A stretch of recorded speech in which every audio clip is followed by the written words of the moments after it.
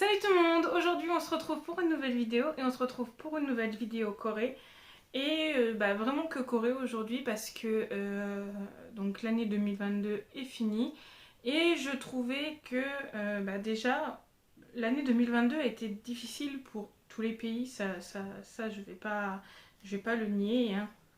Mais je trouve que ça a été très très dur pour la Corée cette année 2022 parce que la Corée, bon, bah, on en entend souvent parler pour les avancées technologiques qu'ils font, les progrès, tout ça. Sauf que cette année, on l'a eu beaucoup dans les journaux pour des événements qui malheureusement sont très tristes, très malheureux. Et je pensais que c'était une bonne chose de revenir en fait sur cette année qui a l'air très très dure pour la Corée.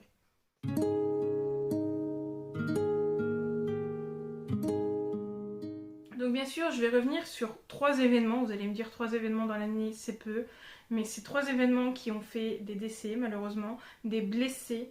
Donc, c'est triste, c'est malheureux pour un pays, hein, pour n'importe quel pays. Mais comme le thème de ma chaîne, c'est la Corée et le Japon, j'avais envie de parler de cette année 2022 pour la Corée. Et comme il y a eu des décès, tout ça, j'aimerais qu'on reste correct dans les commentaires si on veut débattre de ça, en parler. Et je voudrais que on reste poli et courtois pour malheureusement les disparus de cette tragédie. Donc, le premier incident est arrivé le 9 août et je l'ai appris en même temps que tout le monde à la télé. La Corée et plus particulièrement la capitale ont été touchées par de très très grosses inondations.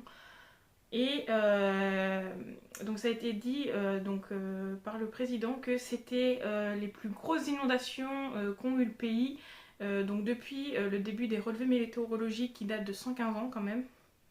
Et c'était vraiment genre surprenant.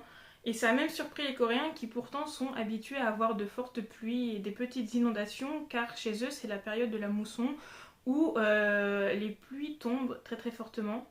Et là, cette année, ils se sont retrouvés surpris parce que tout simplement l'eau est montée tellement haute dans certains endroits que ça arrivait jusqu'au bassin des gens, que des voitures se sont retrouvées totalement submergées.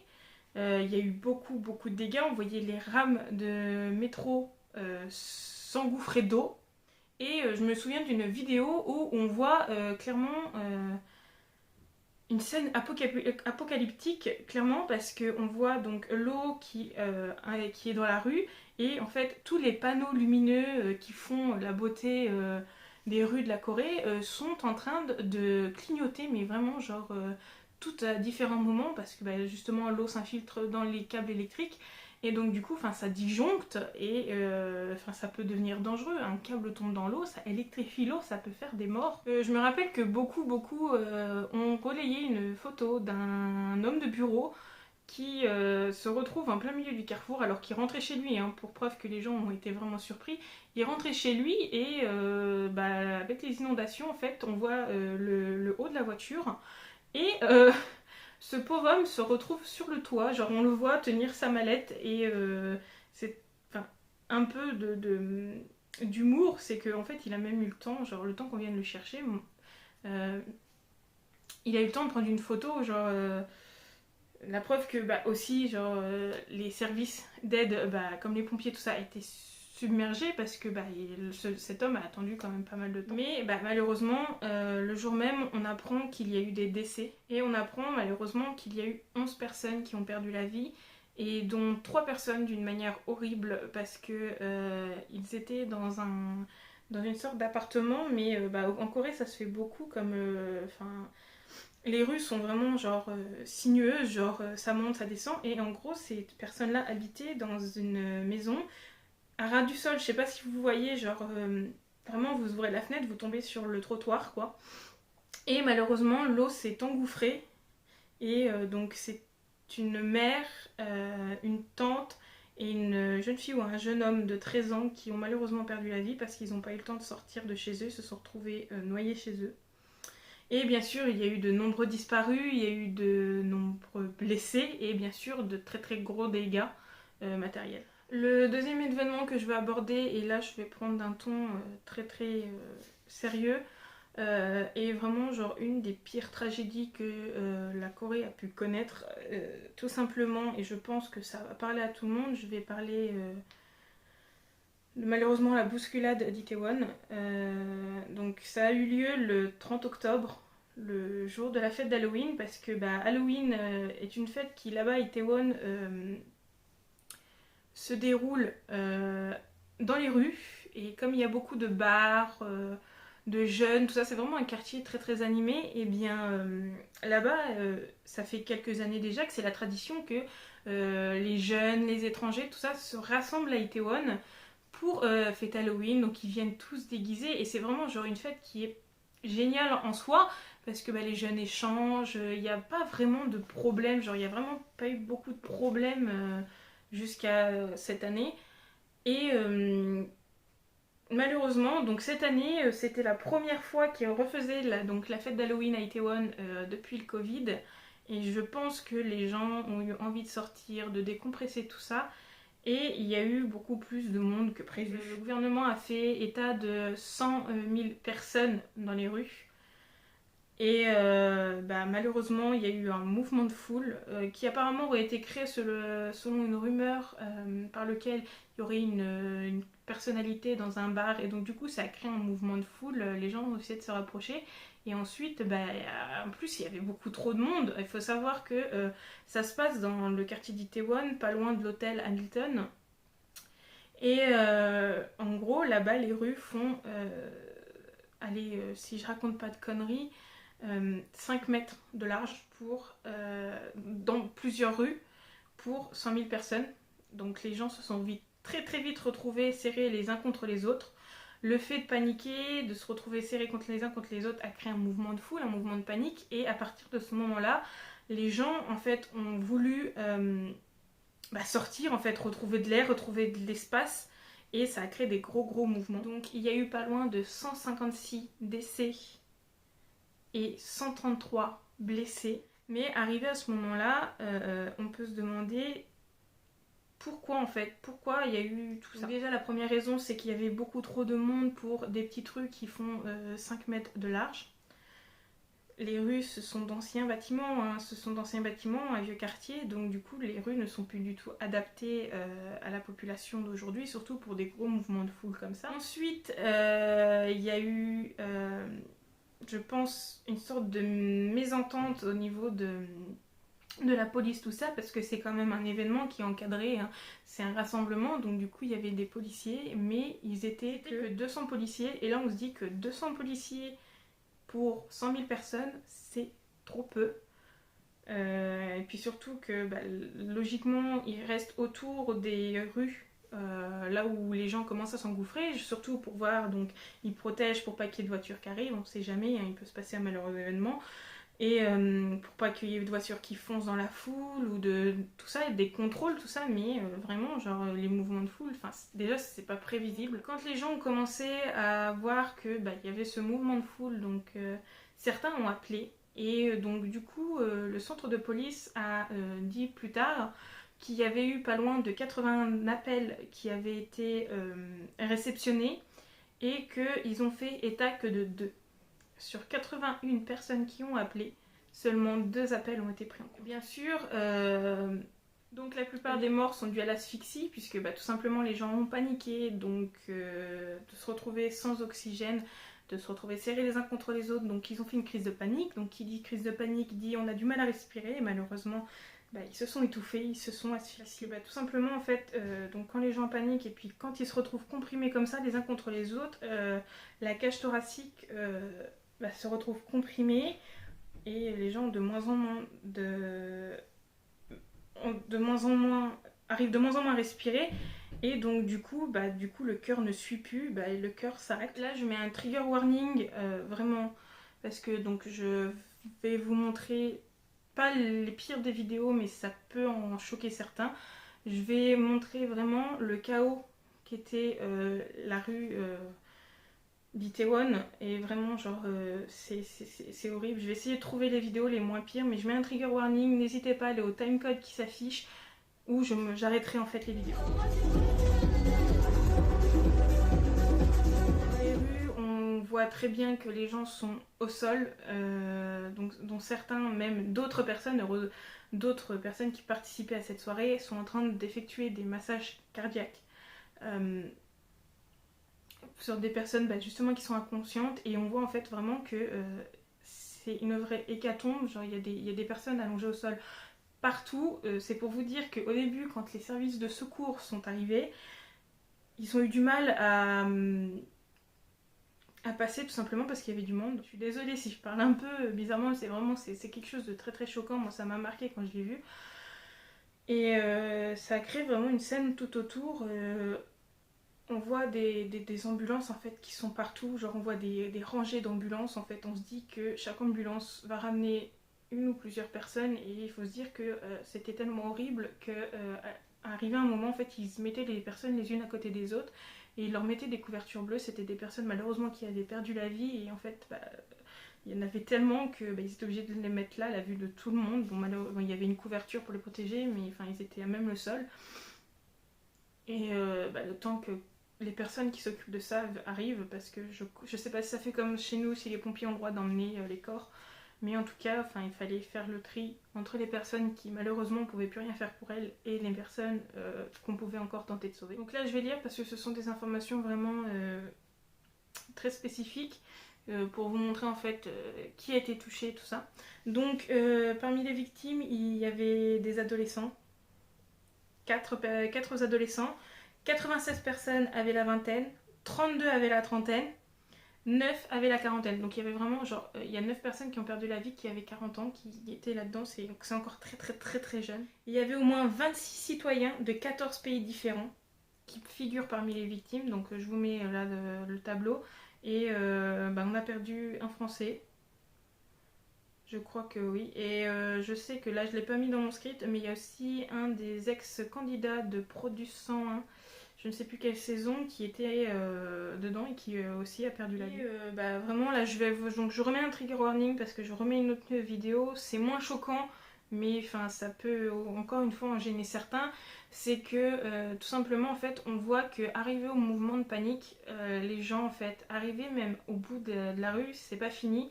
Parce que les gens en fait veulent tellement sortir, ont tellement peur qu'ils arrivent à marcher sur les autres. On voit vraiment des personnes de réels bouchons, et on voit donc des gens qui essayent de tirer ceux qui sont en dessous et d'autres qui les piétinent. Vraiment c'est quelque chose d'horrible. Mais malheureusement on peut pas en vouloir vraiment à ces personnes là, parce que chacun vient dans l'idée de s'amuser, se dit pas que il y a trop de monde. Quand on est dans des événements comme ça en fait on se rend compte qu'il y a du monde, trop de monde, quand malheureusement des trucs comme ça arrivent, et la panique en fait on peut pas reprocher à ces gens d'avoir paniqué, parce que tout simplement c'est une réaction normale. Moi je sais que j'aime pas quand il y a trop de monde, et malheureusement heureusement quand il y a trop de monde je m'en vais, mais là il y en a certains que justement ont voulu s'en aller et ont pas pu. Donc dès le lendemain de nombreux hommages ont été rendus, les lieux avaient été à peu près nettoyés. J'ai vu plusieurs choses passer, bien sûr il y a eu des hashtags sur internet pour un dommage. C'était vraiment ça a touché tout le monde, et dès le lendemain il y a eu de nombreux hommages. Le pays a été en deuil, ils ont mis une période de deuil de plusieurs jours parce que c'était vraiment malheureux. Les gens étaient venus pour s'amuser, pour décompresser de tout ce temps pourri qu'il y a eu avec le Covid, profiter enfin de retrouver à peu près une vie normale, et malheureusement c'est devenu une vraie catastrophe, un événement qui de base devait être joyeux. Donc dernier événement qui a eu lieu, c'est un peu... Ça reste moins pire que les deux que je viens de vous dire, mais là c'est la période qui rend les choses vraiment horribles, parce que ça prend place donc le 29 décembre. 29 décembre, on se dit on vient tout juste de sortir de Noël, on s'en va fêter le nouvel an. Alors je crois qu'en Corée, en Corée c'est en même temps que nous, on passe une nouvelle année, donc vraiment on se retrouve entre deux fêtes familiales, amicales, donc on retrouve notre petit cercle de connaissances. Et malheureusement le 29 décembre, un tunnel en périphérie de Séoul prend feu après la collision entre un camion et un bus. Donc c'est un tunnel surélevé pour éviter justement aux immeubles qui se trouvent en dessous d'avoir les bruits dus à la circulation. Et c'est dans ce tunnel-là que les gens vont... Donc le feu va prendre et le tunnel va prendre feu. On va voir vraiment des gerbes de flammes énormes et de fumée à sortir du tunnel. Genre vraiment c'était un véritable brasier. Et malheureusement ça a fait des blessés et des morts. Il y a eu 37 blessés qui heureusement ont été brûlés ou qui ont justement été considérés comme blessés parce qu'ils avaient inhalé trop de fumée. On dit par exemple que 3 d'entre eux ont subi des brûlures au niveau du visage, tandis que les autres sont soignés pour avoir inhalé de la fumée. Bon, comme je vous l'ai dit, heureusement peu de personnes ont perdu la vie, je crois que ça se compte à 7 ou 10 personnes. Mais c'est quand même horrible de se dire que c'est des personnes qui ne seront pas à table avec leurs amis ou leur famille pour fêter la nouvelle année. C'est une période de, comme le jour d'Itaewon qui sont censées être des périodes heureuses où on retrouve notre famille, où on profite du temps en famille, entre amis. Et là on se dit que certaines familles ne passeront pas leur fête de fin d'année autour d'une table à s'amuser, à rire, tout ça, mais autour d'un cercueil à pleurer la mort d'un membre de leur famille. Et je trouve que les personnes qui perdent un proche à cette période-là, vraiment, après, c'est plus du tout pareil, ça les suivra toute leur vie. Donc, vraiment, genre, je soutiens toutes ces personnes-là. Et donc, voilà ce qu'il y en est pour cette vidéo sur l'année 2022 en Corée qui a été chargée d'événements très très tristes. Et au-delà de soutenir que malheureusement, ce sont peut-être des choses qui arrivent, pour ce qui est d'Itaewon et du tunnel, les gens suite à ça se sont posé beaucoup de questions parce que comment en fait aujourd'hui dans un pays tel que la Corée qui a des avancées fulgurantes, des choses comme ça arrivent, parce que si on prend Itaewon, ce sont les rues qui étaient trop petites pour accueillir autant de personnes, la population. Pour le tunnel, beaucoup se demandent si c'est pas lié à des problèmes dans la charte de sécurité. Quand ils ont construit le pont, ils se demandent si c'est pas ça aussi. Et parce que en fait, logiquement, un tunnel ne devrait pas prendre feu comme ça. Les choses qu'il y a à l'intérieur, oui, mais vraiment, genre quand on voit genre l'arc du tunnel, il n'y a plus de tunnel. Et donc du coup, les Coréens en sont venus à se poser des questions parce qu'ils se disent comment on a fait, parce que ok, on était un pays donc après-guerre, genre on a réussi à se débrouiller tout ça, et comment on fait en fait pour être un pays aujourd'hui qui ont des avancées technologiques, tout ça, dans le médical, tout ça, pour avoir en fait des tragédies qui correspondent encore à des problèmes de sécurité. Enfin, on arrive sur la fin de cette vidéo, j'ai pas grand chose à vous dire sur celle-là, donc j'espère qu'en tout cas ça vous aura plu, malgré que ce soit des événements très peu joyeux, mais je trouve que c'est important de savoir en fait, parce qu'on voit souvent aux informations que y a eu telle ou telle tragédie, on nous dit le nombre de blessés, on nous montre des images chocs, mais on parle trop peu, quand ça concerne un autre pays, je trouve, des raisons en fait, pourquoi c'est arrivé. Et par exemple, moi je sais que pour la tragédie d'Itaewon, quand je l'ai vu passer à la télé, on nous a dit tragédie d'Itaewon, on nous a montré les images des personnes en arrêt cardiaque sur la route. Et en fait, on nous a pas dit que les rues étaient trop petites, qu'il n'y avait pas assez de police. On nous a juste dit oui, c'est dû à un mouvement de foule. Et je sais qu'il y a eu aussi de la désinformation par lequel en fait il y aurait eu de la drogue qui aurait circulé, tout ça. Donc je pense que c'était important pour moi en fait de faire le point en fait sur ces choses-là et de vous apporter en fait une note de vérité en fait sur tout ce qui s'est passé. Et puis revenir en fait sur cette année en Corée qui a été je pense plus difficile pour eux que d'autres. N'hésitez pas à me laisser un commentaire pour tout simplement en fait peut-être parler de ça si vous avez envie d'en discuter, dire comment vous avez réagi quand c'est arrivé. Je sais que moi j'ai été vraiment sous le choc parce que en plus malheureusement avec les réseaux d'aujourd'hui on voit tout, on sait tout. Donc moi j'ai été sous le choc, alors vous, comment vous avez réagi? Et puis n'hésitez pas à me dire si parler de sujets comme ça, autres que K-pop, mais qui concernent la Corée, vous intéresse. Je pourrais en faire d'autres si vous me donnez des choses, si des sujets vous intéressent. qui se passe à tel ou tel endroit en Corée, n'hésitez pas, je pourrais, si j'ai envie de le faire, discuter dessus. Et en tout cas, bonne journée, bonne soirée en fonction à l'heure où vous regardez cette vidéo. Et surtout, prenez soin de vous.